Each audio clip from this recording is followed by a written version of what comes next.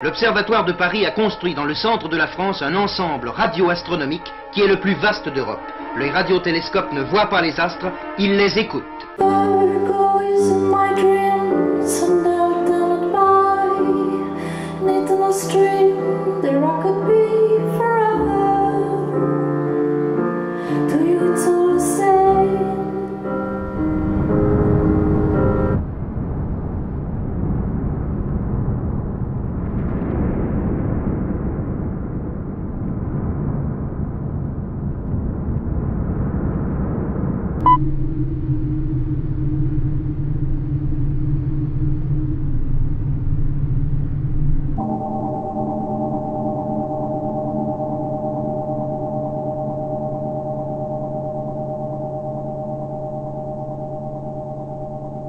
Le rêve est le phénomène psychologique le plus fréquent.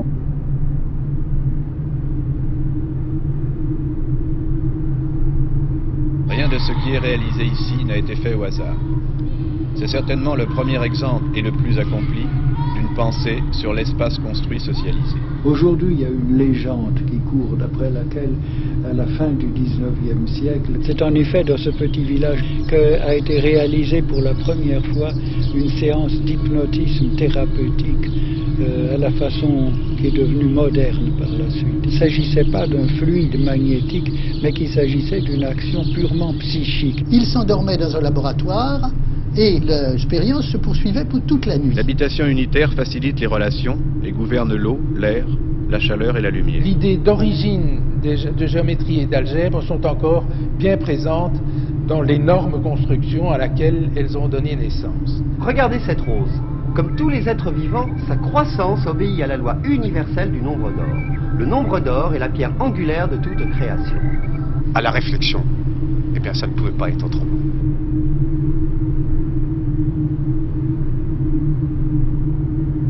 Oui, c'est vrai. Il faut partir.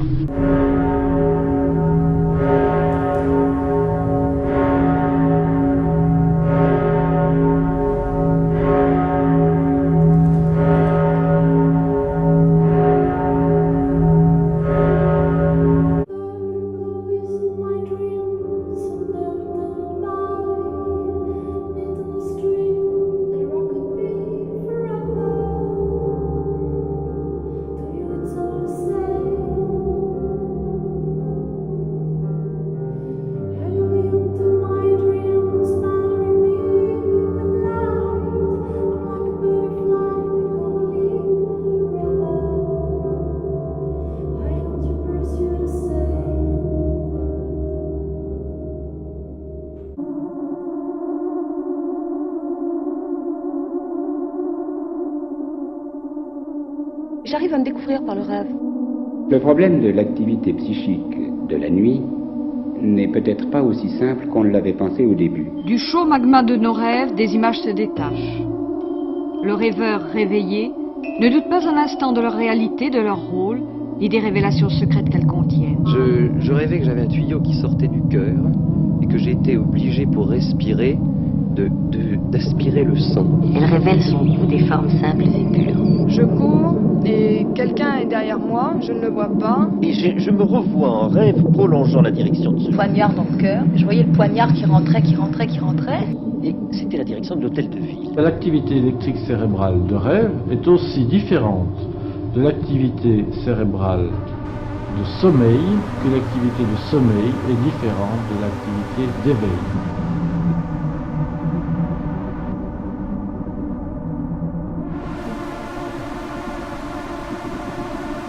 Comme vous savez, le tracé de l'électroencéphalogramme varie suivant qu'on est ou qu'on n'est pas en train de rêver.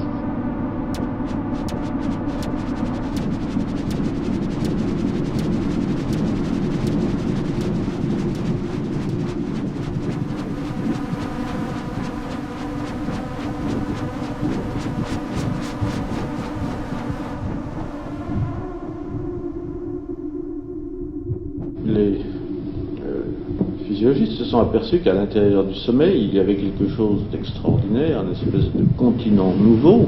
La vague des instincts jugulés va vous engloutir. De la naissance à la mort, l'activité onirique est constamment précédé de l'érection qui précède de 2 minutes l'activité onirique. Nul n'ignore que la psychanalyse tente à mettre en évidence ce qu'il y a de plus obscur, de plus caché dans l'homme, et qu'y a-t-il de plus obscur que le besoin et le désir, et surtout quand il s'agit de besoins et de désirs extrêmement archaïques.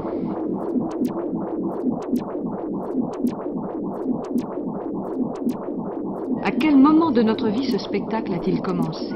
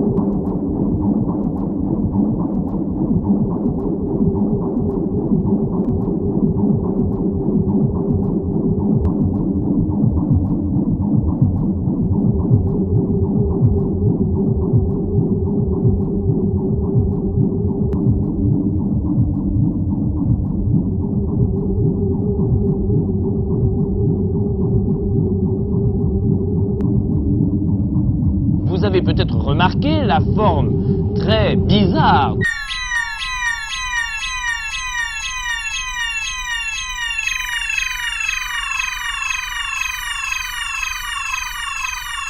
Le sommeil a été défini par une perte de conscience.